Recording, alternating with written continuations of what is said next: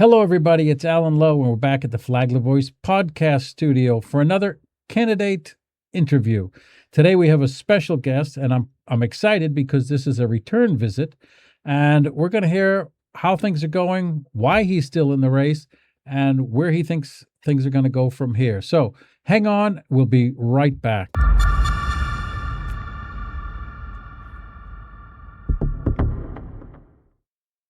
As I promised, we have a special guest in the studio, a repeat guest, Aaron Baker. How are you doing today, Aaron? How's things going? Very good. Thank you for having me. Oh, I'm glad you're back. So do us a favor and remind us what you're running for, what office, what district, and so forth, please. So Florida's 6th Congressional District, which represents all of Flagler County, South St. Johns County, North Volusia County, north of I-4, roughly, Lake County, a small portion, which is where I live, Marion County, east of 75, with the exception of Ocala, and all of Putnam County. No, that's amazing. That's a huge area that you're covering. It is.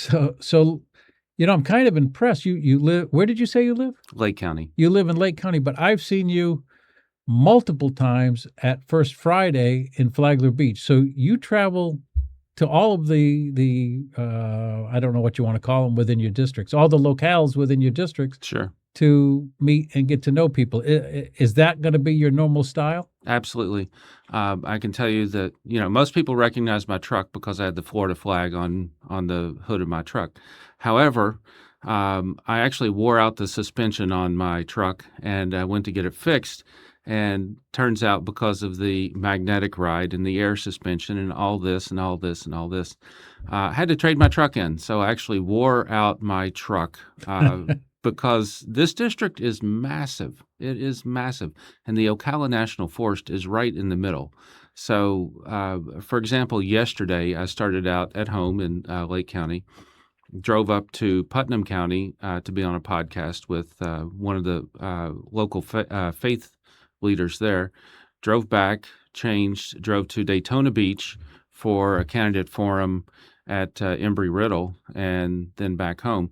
So it's not uncommon for me to put 250 or 300 miles on a vehicle every single day. And to your point, today I'm very fortunate because I have 3 events that are scheduled, and they're all in Palm Coast. So that's great for me. So a lot of people pound the pavement, a lot of candidates, I should say, pound the pavement and wear out their shoes. Yes. You wear out your truck. wear out the truck and the shoes. And the shoes. You got both. And the shoes, yes. Well, I'm glad to see that a candidate is out and getting into the community because you don't see a lot of that. So how many events do you think you've been to? So I think it's somewhere around 260 over the last 16 months. Wow. It's a lot. So you are out there actually getting in and meeting the constituents and, Yes. and trying to do that. Absolutely. I think that's admirable, and I appreciate that. Thank you. So why did you get into, or what led you to go ahead and run for this office? Well, if we go back, I was involved in President Trump's campaign in 2024 in Pennsylvania, and I worked with Early Vote Action. At that point, there was an issue that came up with fundraising where GoFundMe was holding some of the money. And I did what I thought I should do, which is called my congressman's office and walked in his office right here, or right down the street in Palm Coast. And they were able to help, and the issue was resolved within a couple of days. And that's the kind of government that I remembered growing up, where my congressman would come to our high school and speak, where he would come to our Future Business Leaders of America club and speak. He came to lunch with my family multiple times. And I think that that's a point that we're lacking in this country right now that we really need to get back to, being able to, if we disagree on an issue, being able to have civil discord. And it's almost gone. Not quite, but it's almost gone at this point. I agree with you. I think it's an issue where it's important, not just during a campaign to get out and meet the constituents and talk to each person, but it's a transparency issue, I think, as well, after an election, that you continue with that pace, because people are going to have, and I know you're going to get bombarded if you are fortunate enough to win, with everybody's issue in a really huge district that you have. Mm-hmm. But it's important to be able to stay in contact with everybody, I think, as best you can with dealing with all of the issues that you'll have, in your seat once you're hopefully elected. And that is something you plan to continue. Is that correct? 100%. One of the things Congressman Mills from the 7th District was at the candidate forum yesterday, because Daytona Beach and points north are in the 6th District. Port Orange and points south are in the 7th District. So it's kind of, you're right there on the line in Daytona Beach. And Congressman Mills was there yesterday. And if you take the example that he has given of returning $107 million over 4 years in Congress back to constituents, that is number one in the state of Florida. I think that every elected representative on the federal level should strive for that goal, to have the absolute best constituent services that you can possibly offer, and no person should be left behind. I do not ever want to make the loop when I am on 95 South headed on to International Speedway Boulevard. Every time I make that loop, you see homeless people underneath the I-95 bridge right there. That is unacceptable to me, and I will do everything in my power to make sure that every single person, every single constituent, I don't care what your race, religion, creed is, that you are taken care of. Oh, that's really admirable, and I appreciate that. I'm on the board of the Flagler County Drug Court Foundation, which deals with people recovering from various types of addiction. How do you feel about that? Is that something that you would, because we don't really have a lot of mental health or addiction recovery in Flagler County that's really sponsored enough to take care of all of the people. Sure, and that's an issue that I see not just in this region but nationwide. One of my friends that's running for Congress in the 9th Congressional District, that's one of the issues that he brings up everywhere that he goes, is mental health, and you see it just day in and day out. I don't want. My thing is, I don't want Flagler Beach to turn into Daytona Beach. I want to make Daytona Beach safe again. And I see this gradual decline of mental health where we're not trending in the correct direction. And we need help, and we need to focus on the programs to be able to get back to a point where the government works for the people. And by that one of those major focuses has to be on mental health issues. I appreciate you saying that, because, as you may know, in the past, speaking of Flagler County, we have in the past been number one in suicides, and that's not a crown anybody should be, happy to wear, and that is a mental health issue, and we don't have enough counseling and so forth available to everybody at a price people can afford. Well, to that exact point, right now, Volusia County, which is just to our south, they're one of the top 5 in the state for senior suicide rates right now, because the affordability issue, when we discount the affordability issue, there are seniors that are struggling just to stay afloat. Right. I literally have people across the region that tell me, Aaron, I have to choose if I'm going to feed my pets or if I'm going to eat today. And that's not acceptable. So it's not just mental health, but there are so many issues that we have to tackle where the constituents here have to know that our number one goal at every level of government is to protect them. And that's what we have to get back to. I agree with you. So let me ask you, going along the same lines with that, we have an amendment coming up on the ballot in November about, well, it's not really about property tax per se. It's about increasing the homestead exemption. Mm-hmm. How do you feel about that? I think that we should absolutely increase the homestead exemption. right now, or the proposal goes up to 150,000 at 2027 and then 250,000 2028. Keep in mind that does not affect required services. So if we look at required services, schools, police, firefighters, none of that will be affected. I think that what some people on a local level are doing, they're not being very honest about the amount of cuts that would come down from that. And I was in the Villages with Governor DeSantis 2 weeks ago, and Governor DeSantis laid out, if there is some service that needs to be funded in the short term until the county can figure it out, there will be grants available to, as long as it's not a DEI program, but as Governor DeSantis said, we don't want to be closing libraries. We don't want to be closing, essential public services. We don't want to be closing parks. But at the same time, government has to live within their means. Government at every level. You see, over the last 4 years, the state of Florida has decreased their budget every year for the last 4 years. Only state in the nation to be able to do that. If we look at the average county in Florida over the last 5 years, the county budget has gone up by about 78%, give or take, depending on what county you're in. So we have this huge disparity of a very, very effective state government and a very wasteful local government. We need to get away from a very wasteful local government, because at this point, the local government is almost acting like the federal government, like, oh, well, we have to have as much money coming in as possible. That's completely incorrect. Federal or government at every level has to live within its means.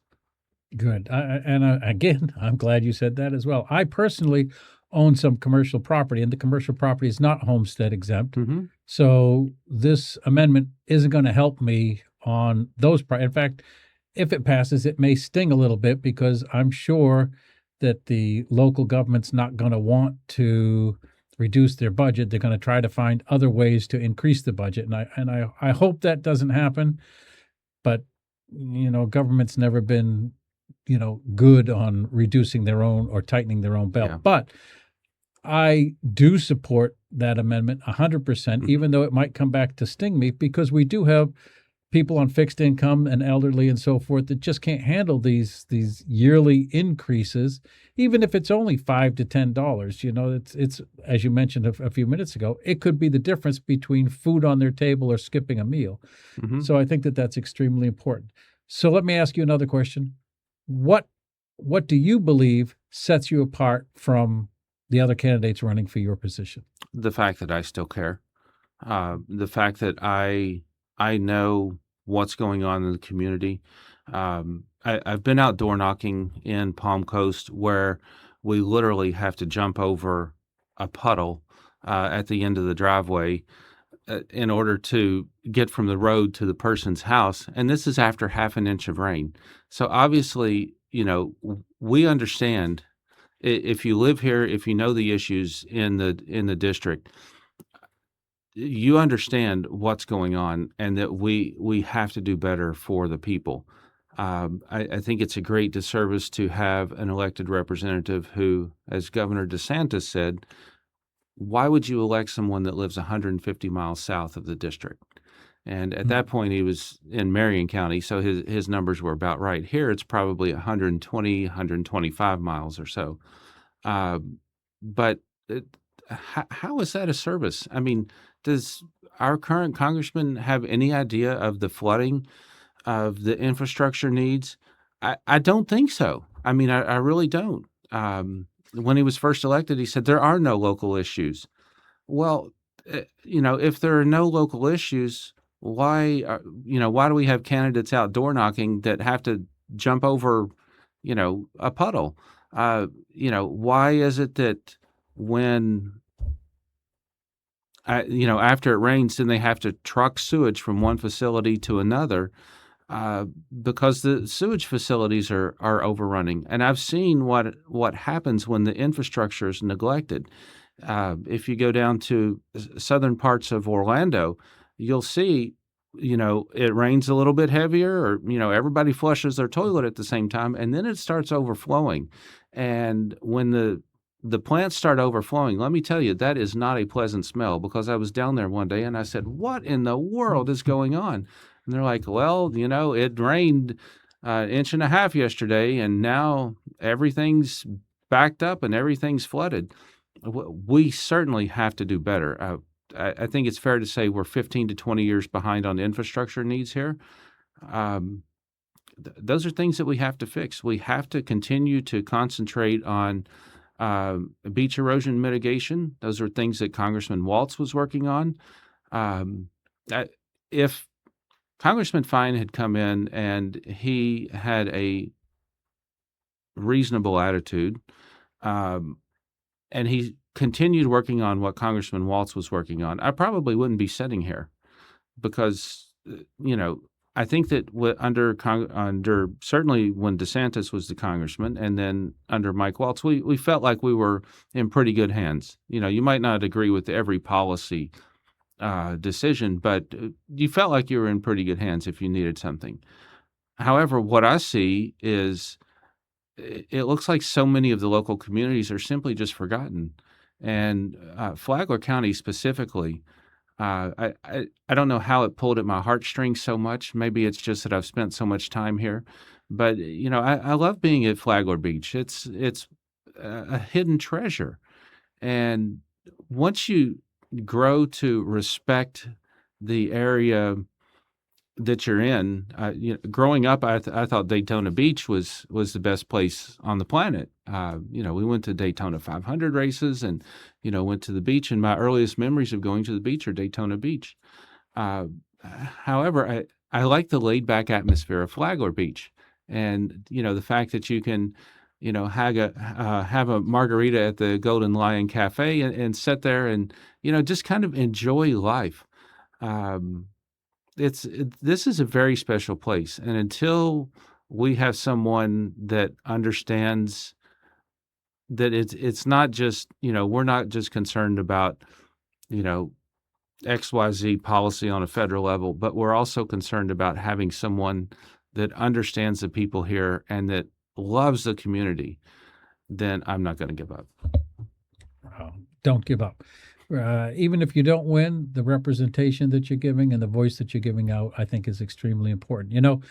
I moved to Flagler County, Palm Coast, in 1983. I came down from Maine, and I still am not used to the heat. But I came down from Maine to go to work with my dad, who was a builder. And to your flooding issue, back then under ITT and the county, when a house was about to get its CEO, a survey crew would come out and survey the swale to make sure it was tilted in the right direction to run the water to a culvert or wherever it was going, another drainage ditch, wherever. Somewhere along the lines, that changed.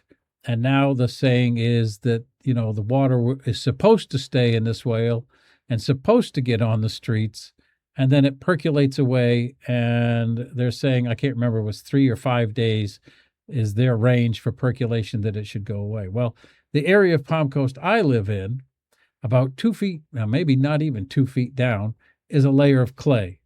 There is no percolation. It stays there on the surface. And if we have weekly rains, like pretty much we have lately for the summer, the swales and so forth, they never empty. They stay full all the time. So there was a change somewhere along the line of how things are done. I personally believe it was because the cost of running a swale crew to go out and maintain the swales and everything was put to the side in favor of God knows what else. I think that was an issue. So if Palm Coast, because that's where I live, runs shy of money for the water treatment plants, for the swale programs and so forth, and there's a cutback in the property tax that they're going to receive, I'm sure they're going to use that as another thing. Oh, we're going to have to cut more of this and more of that, rather than tightening their belt as much as I think they could. Would you be fighting for grant money and other monies to help with various issues, not only in Palm Coast and Flagler County, but all of the districts that I'm sure everybody's pretty much in the same boat. Absolutely. And that's one thing that I think a congressional office should be focused on is you should know every grant that's out there. As long as the federal government continues to print money like there's no tomorrow, and as long as the federal government is not going to tighten their belt anytime soon, I'd eventually like to get to a balanced budget, but I don't see that happening in the next, year or two. I think it is a responsibility of your federal representative to know every possible grant and say, hey, Commissioner X in Flagler County, we have this available through, Department of Housing or through FEMA or through whatever. Let's see if we can apply for this grant and how that can help the local community. So I think that's one area where a lot of communities are underserved. If you look at Putnam County, just to our west, there are areas in Putnam County where they don't have a local grocery store because they don't have the sewer system. One of the things that the people in Palatka would really like to have, and this sounds, tell me what planet we're living on. They would like to have a laundromat. However, the current drainage infrastructure, the current sewer infrastructure, they can't build a laundromat. Something so simple where how are we letting our country fall apart so badly? When does it stop? Let me give you a perfect example of where we are as a country right now. We directly or indirectly fund the Taliban to between $20 and $40 million a week. A week? A week. So somewhere between $1 and $2 billion a year. But we can't have clean drinking water in Palm Coast. Explain that to me. Explain it to me like I'm 5, because I don't get it. Well, if we're fortunate enough that you win your seat, please come back and explain that to us if you ever find out. Right. Well, we're almost out of time. Appreciate you coming in. Thank you. Take the last few minutes and give us your stump speech. Sure. So, I'm the local guy. I live in the district. I think that we deserve representation of someone that lives in the district, someone that knows the issues, someone that will fight for the things that we all believe in, or the things that true conservative Republicans believe in. I believe that life begins at conception. I think that, we've gotten too far away from being politically correct and not trying to offend anybody, but we need to protect life. We need to protect life from conception until natural death. We need to get back at a point in our country where we can be civil to each other. I grew up as a Reagan kid. Back in the day, my grandfather worked for President Nixon. So from a very early age, I was taught, what was right, what was wrong. And it's not always, I would not be sent to Washington to be the yes man for anyone. I would be sent to Washington to stand up for the constituents of this district. And I think that that's simply just lost in today's day and age, where most people look and say, oh, okay, well, let's look at this endorsement or how much money you've raised. They don't look at the amount of effort that you're willing to put into something. And I believe that I can do better. I certainly have the connections on every level of government. I think I know probably every county commissioner in this district by now. And, I'd be able to pick up the phone and within one phone call, ask them what they need. I would never be the elected representative that would, when the mayor of Palm Coast called and needed something, I wouldn't be the one to curse at him or hang up the phone for the mayor of Palm Coast, or for that matter, any of the municipalities across this congressional district. We simply have to do better. Our country was designed so that men and women of good character are supposed to be the ones that are taking care are the stewards of our government. And we've gotten away from that. If you go back to George Washington's farewell speech in 1796, he warned that loyalty to a political party over loyalty to the country could be the downfall of this country, and it certainly could be. I think that we need to have people that work together, and we need to have compassion, and that's one thing that so many people at every level of government lack right now, is just compassion to understand, when we have neighbors in need, we need to be able to help our neighbors. We need to be able to first take care of our family, second, take care of our neighbors, and then take care of our community. Well, we're at the point now where we're barely able to take care of our family. We're not helping our neighbors out at all, and we're not doing anything for our community, and that needs to change. And God willing, if I am the person that you think is the best suited to do that, I will do everything in my power to make sure that every single constituent in Florida's 6th Congressional District is taken care of.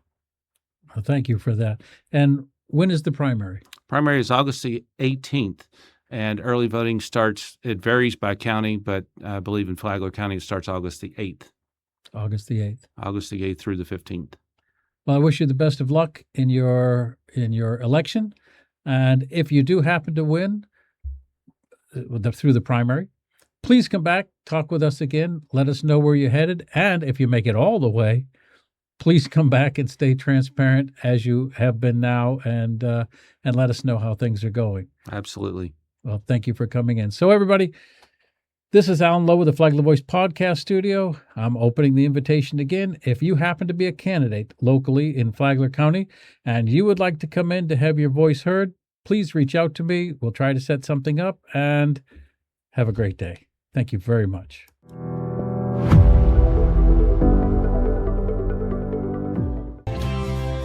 Things are truly better with us.